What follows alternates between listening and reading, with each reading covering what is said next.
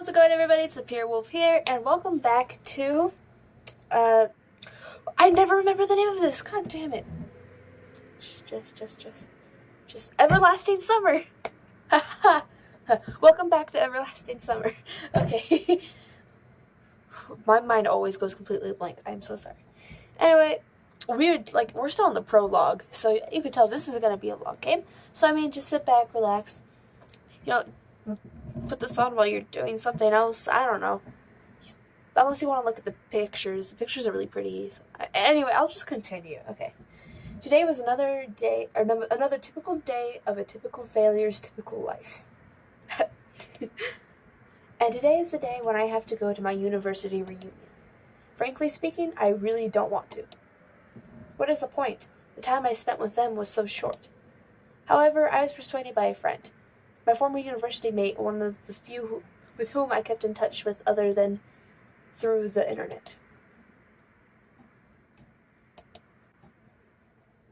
It's so pretty, the visuals.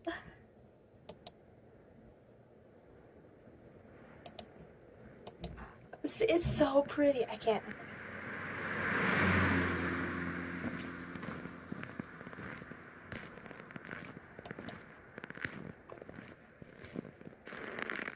We're gonna see the main character finally, or... Ah. Yeah, this dude looks like crap.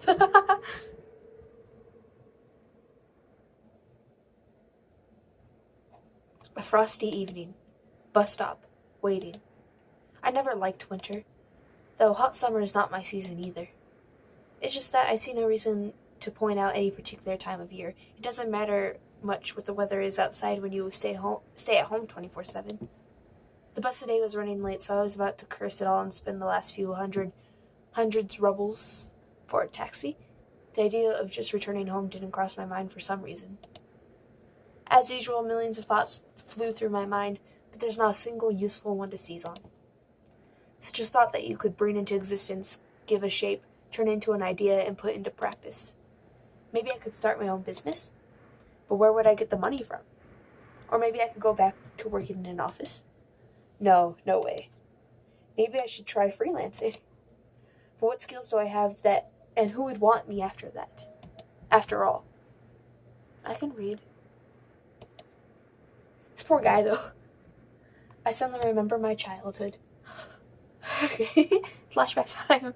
Or rather, my teen years. The time when I was 15 to 17 years old. Why exactly those years? No idea. I guess it's because back then everything was much more simple. It was easier to make decisions, so complicated now and so simple then.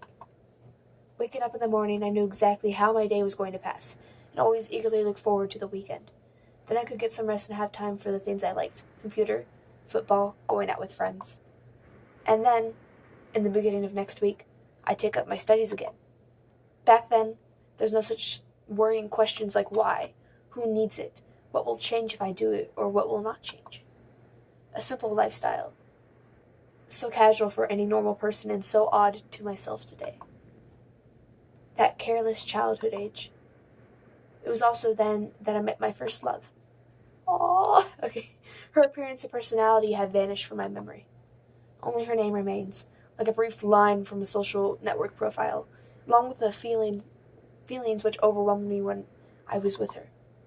Affection, tenderness, the desire to care for her and protect her. Sadly, it didn't last long. Today I can hardly imagine something like that happening. I'd probably like to meet a girl, but I don't know how to start a conversation. What on earth to discuss and how to attract her? Well, I haven't met any suitable girls for a long time. But where could I meet one anyway? It's so sad. Oh. The sound of an engine brought me back to reality. A bus pulled over. There's something abnormal about it, though, I thought. Then again, it doesn't matter. Only the 410 runs this route.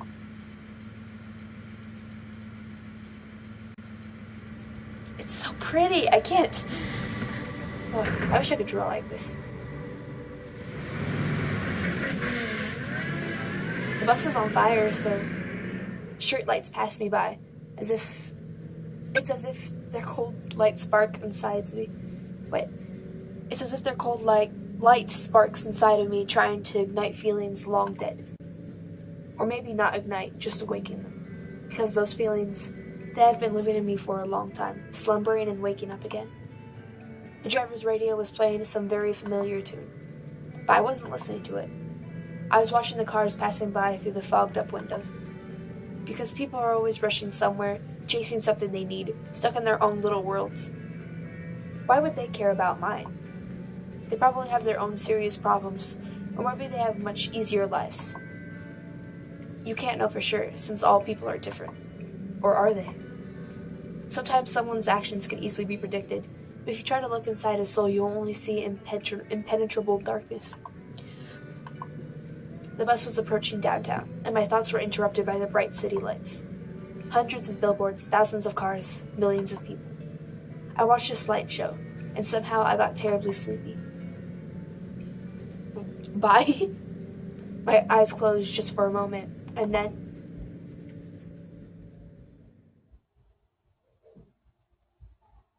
And then what?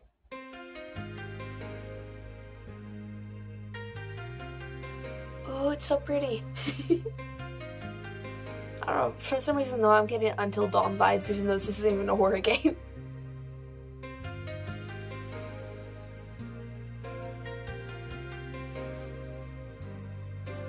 This music's cool though. I'm just gonna nod my head because that's all I know how to dance. Oh, it's so pretty. Okay.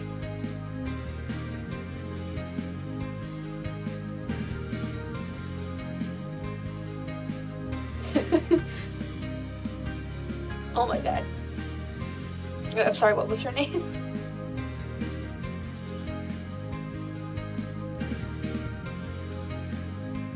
Am I gonna have to censor stuff out in this game? I have a feeling I might have to censor stuff out in this game. If it gets too graphic, I will, but you know. Aw, she's cute! She's a little teddy bear. That was cute. Okay.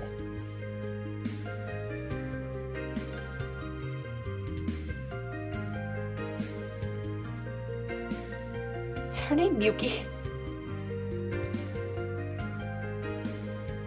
And there's a cat, apparently. Is this game gonna be messed up? I mean, there's probably gonna be some things where I'm just gonna be like, I don't want to do this anymore. Just watch. Just wait and watch. I got weird feelings about this already. Oh, we finished the prologue. Hey! Day 1.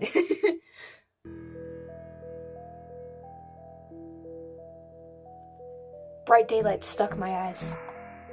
At first I didn't pay attention, as I wasn't fully awake yet. On their own, my legs carried me towards the door. Damn, looks like I fell asleep and missed my stop. But there was no door. I looked around the bus and realized that it wasn't a good old worn out liaise?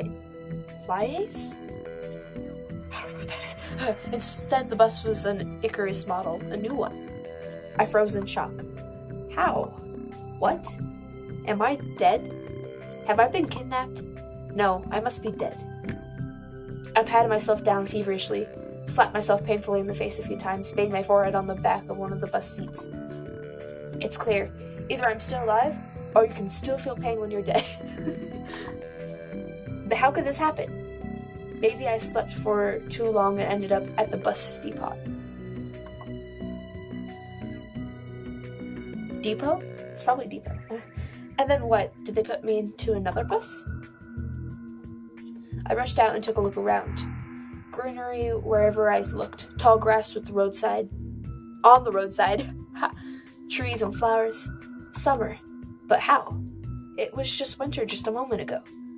My head was aching unbearably, as if I was going to explode. Slowly, I began to remember.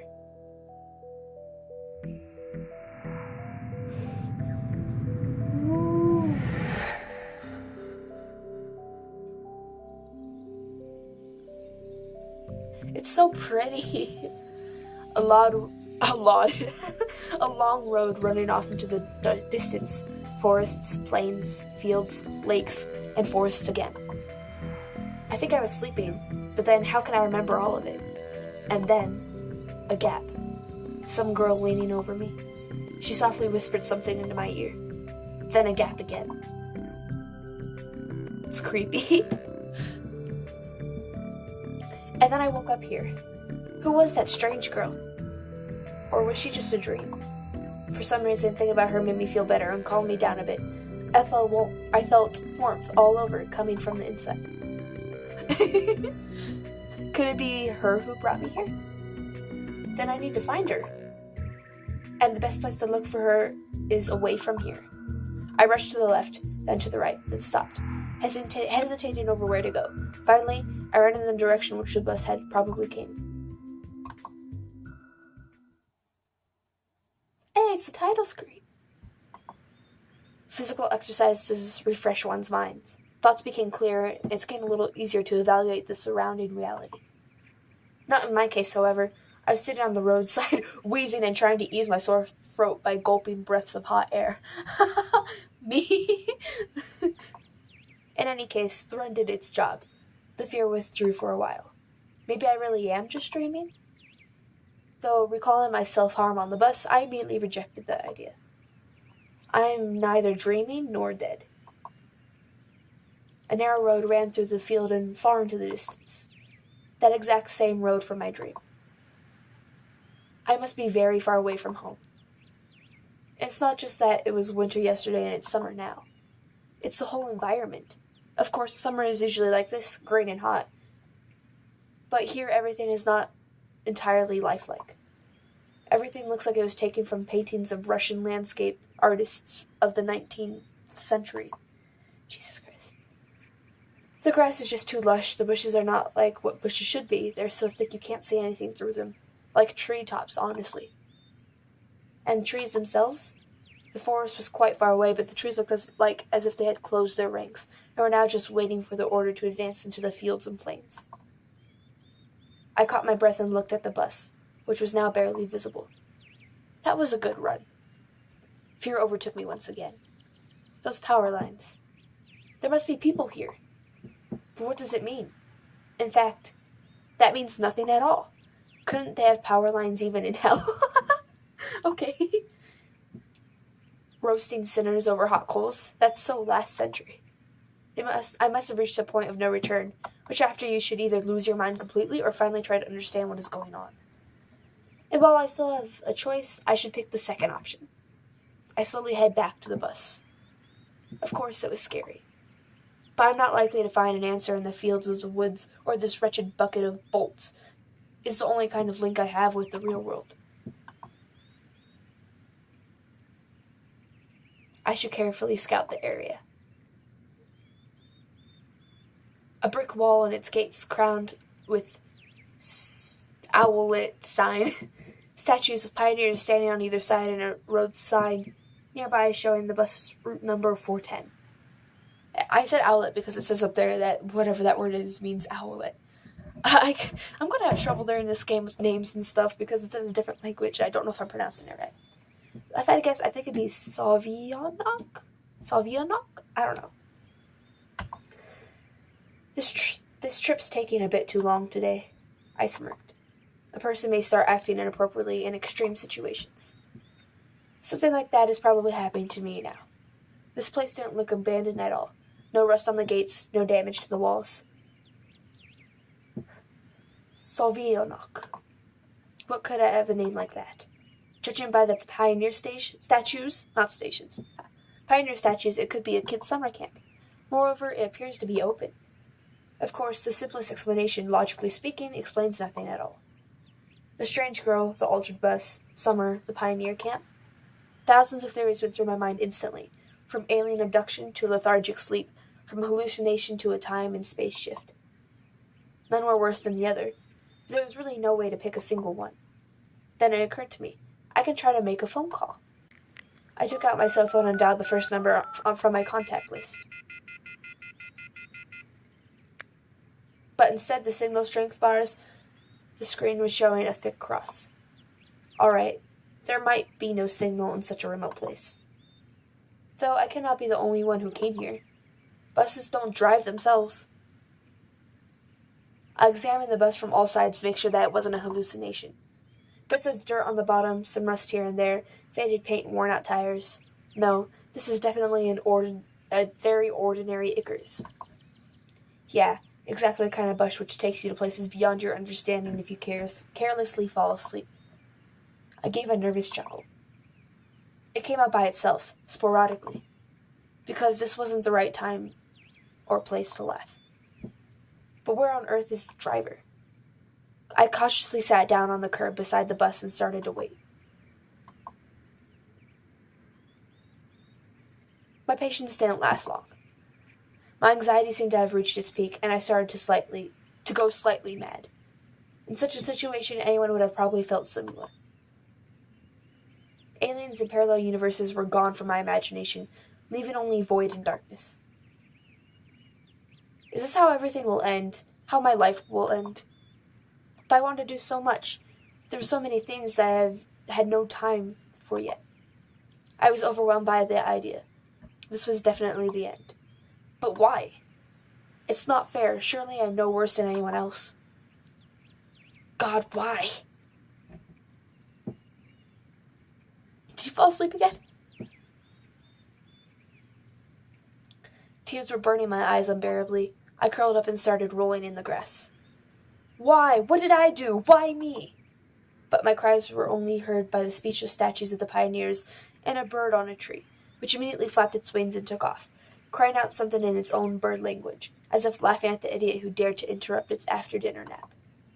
I was left breathless from weeping and just lay quietly, sobbing occasionally. After a while, I managed to pull myself together. My mind cleared up a bit, as if terror and fear of death gave me a little break. All in all, if someone wanted to kill me, what is all this for? It doesn't look like an experiment either. If this is just some crazy coincidence, then there's probably no threat. Anyway, for now it seems that there's no danger. The panic was soon gone. Of course, the blood was still pounding in my temples, and my hands were still shaking, but at least I could still think clearly now. Right now, there's nothing I can really change anyway, so no matter how much I think or how mad I get, it can only make things worse. Until some actual facts appear, there's really no point in making guesses. In any case, I wouldn't learn anything by lounging about here.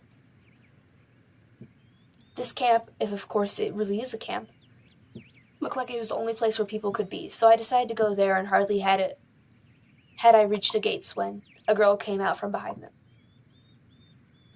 wearing a pioneer uniform. My logic didn't let me down this time.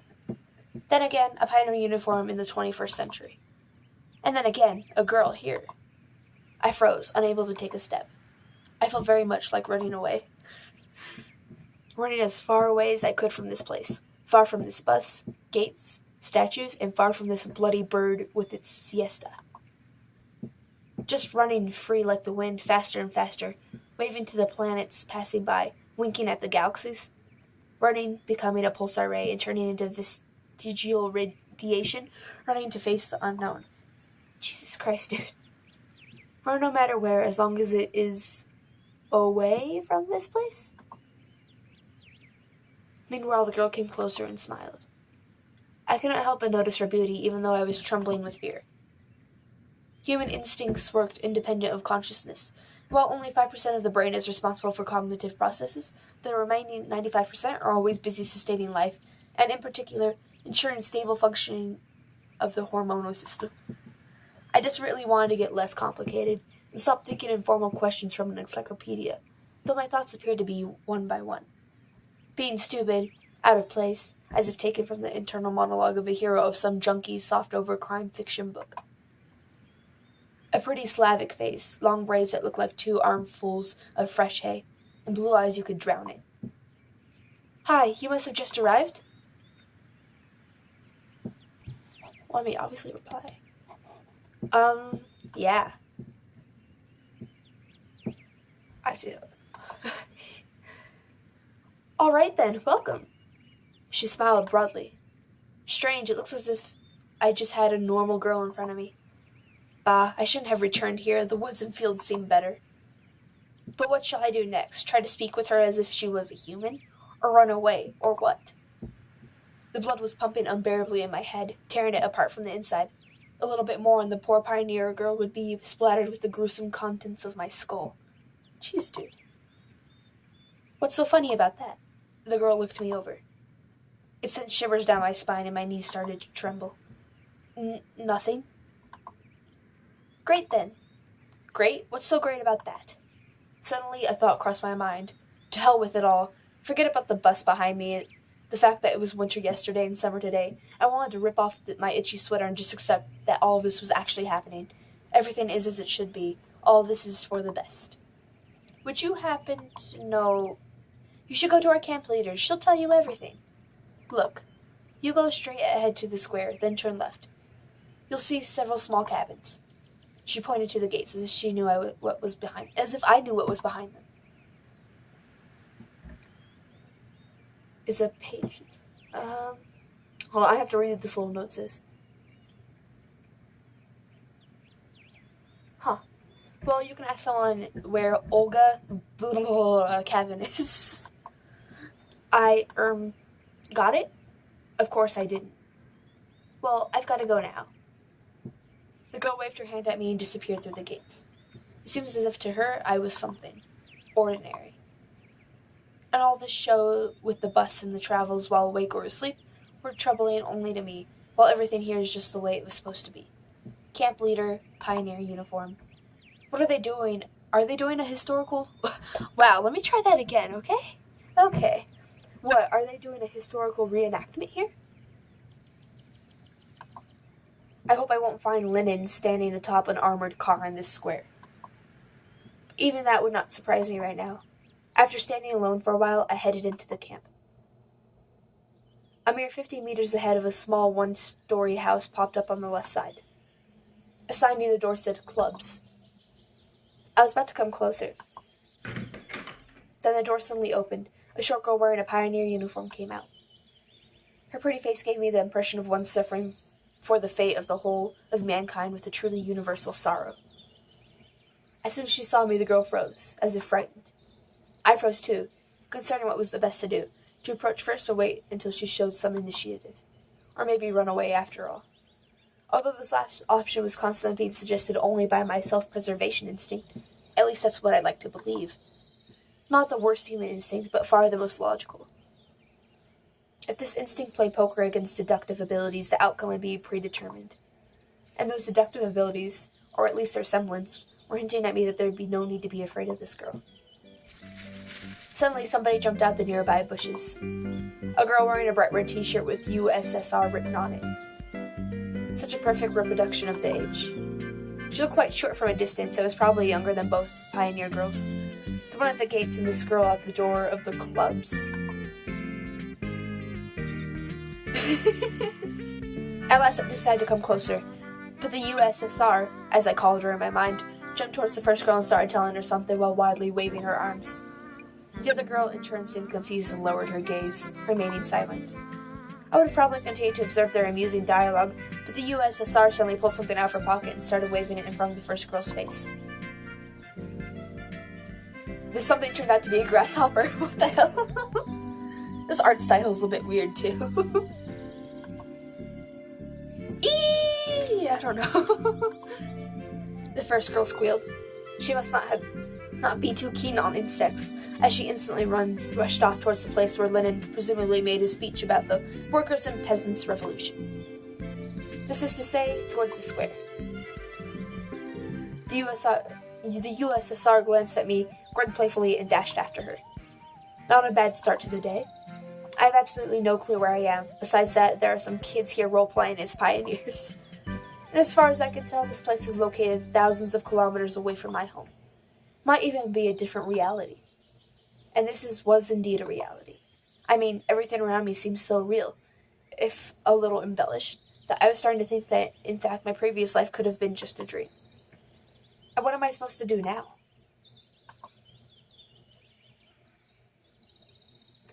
I was picking at the cracked paving stone with my shoe and staring aimlessly at the club's building. Just a few more seconds before I have to come up with a decision. That's when I recalled myself rolling on the grass, weeping. I cringed in disgust. Perhaps it's another instinct when all energy for whimpering and self-pity is used up, the body either goes into hibernation or mobilizes its reserves. Mine seemed to have chosen the second option, because out of the blue, I found the determination to figure out what was going on. And in ordinary to do that, I had to act like a man. like a human, to maintain the dignity of representative of my own world. This guy is so extra. Oh my god. I followed the path to the left. On the right side, which stood small cabins, appears the homes of the local pioneers. Actually, they look quite cozy from the outside. Even though I was born in the Soviet Union, I've never been part of its children's organizations, neither the pioneers nor even the younger October children. Oh, so is this supposed to be, it's like the language I keep saying, is that Russian? It might be Russian, because he said the Soviet Union, and that's from Russia, I believe. Or it used to, I don't know.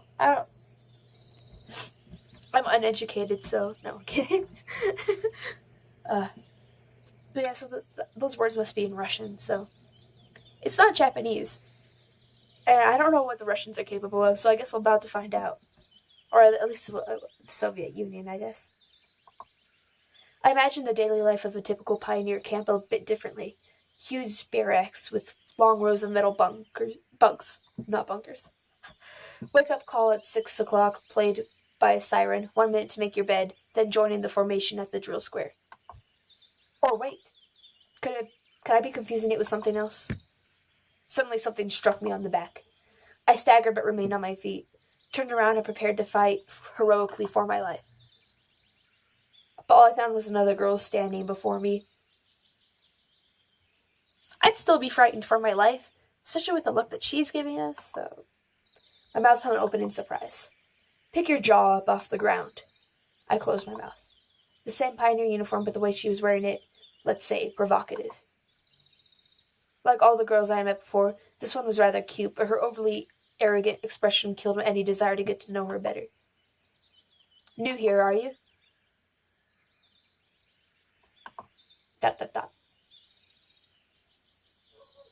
Fine, see ya. She threw a threatening glance at me and walked past. I waited for the pioneer girl to turn the corner. Who knows what else she might have been up to.